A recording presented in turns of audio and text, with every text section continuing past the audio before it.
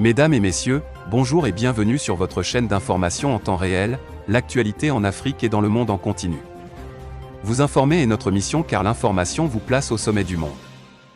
Alors si vous êtes nouveau, abonnez-vous et cliquez aussi sur la petite cloche de notification pour ne plus rien manquer, cela étant fait c'est parti. Avant de commencer la vidéo, nous tenons à rappeler que, les images utilisées dans toutes nos notes d'information sont à titre illustratoire. Nous vous invitons donc à rester poli et courtois dans l'espace commentaire au risque de voir votre commentaire tout simplement supprimé.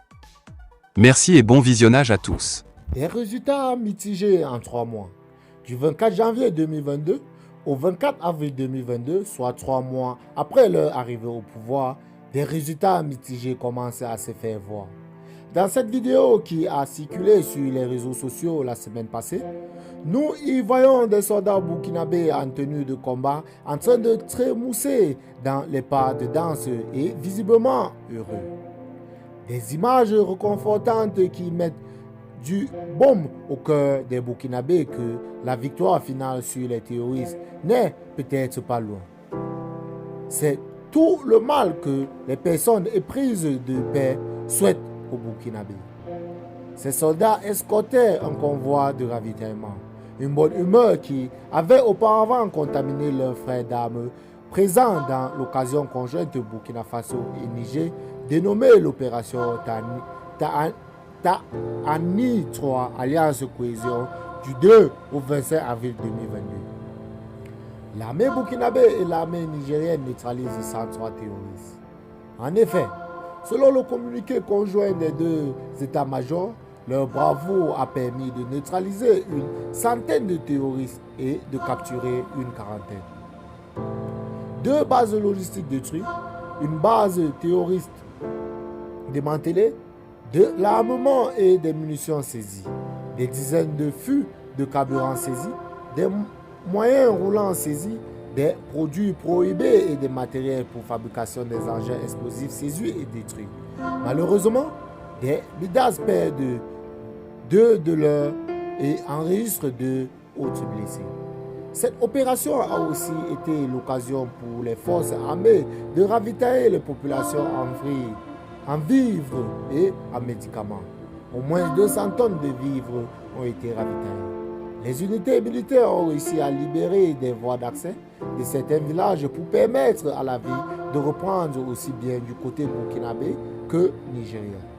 L'on se rappelle de l'alliance populaire des habitants de Djibo qui avait accueilli le convoi de ravitaillement le 29 mars 2022.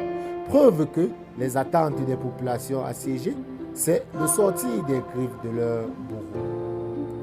L'étau se dessert sur les villes comme Djibo et Titao, en attendant les fruits de l'option de dialogue avec ses fils égarés promus par le régime. RFI se jette dans la soupe du lieutenant-colonel Damimba. Malheureusement, l'arbre ne doit pas cacher la forêt. Et pour cause, cette montée en puissance de l'armée burkinabé depuis l'arrivée à la tête du pays de la soldatesque a été entachée par une information bouleversante. En effet, Radio France Internationale RFI, en date du 22 avril 2022, annonce que plus d'une centaine de civils auraient été tués lors d'exactions par l'armée burkinabé dans l'extrême nord du Burkina Faso, à quelques kilomètres des frontières maliennes et nigériennes. Une information qui n'a pas manqué de tempérer la joie qui venait du front.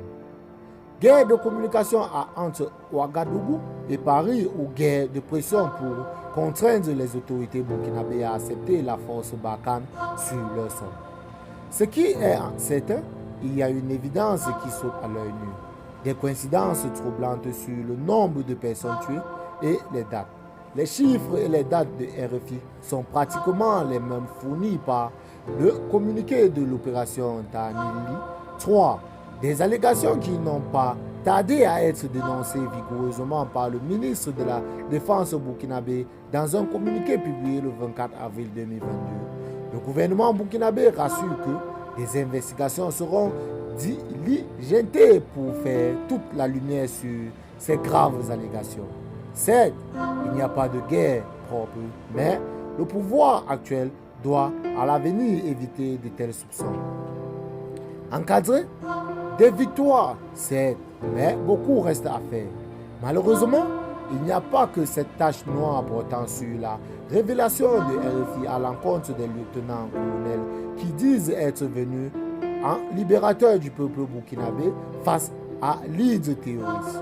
Le constat sur le front est que les terroristes continuent leur basse besogne. Et ce, sur l'ensemble du territoire national, d'est à l'ouest et du nord au sud.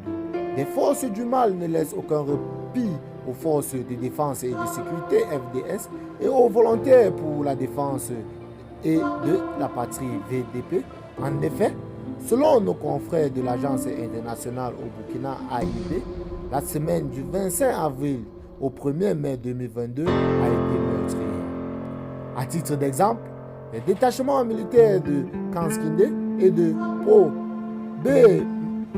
Mengao dans la région du Sahel ont été attaqués le dimanche 24 avril 2022 par des groupes armés terroristes, faisant 15 morts et des blessés.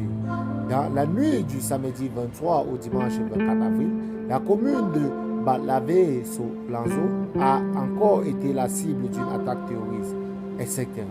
Aussi, ce pouvoir de transition doit œuvrer à une réouverture des écoles fermées et à un retour progressif des personnes déplacées internes PDI dans leur patelin.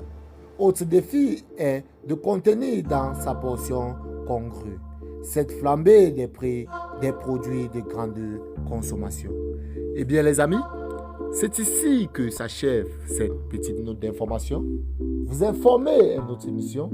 Eh bien, si vous êtes nouveau, abonnez-vous sur la chaîne et n'oubliez pas surtout, je dis bien surtout, d'activer la petite cloche de notification pour ne manquer aucune de nos prochaines vidéos.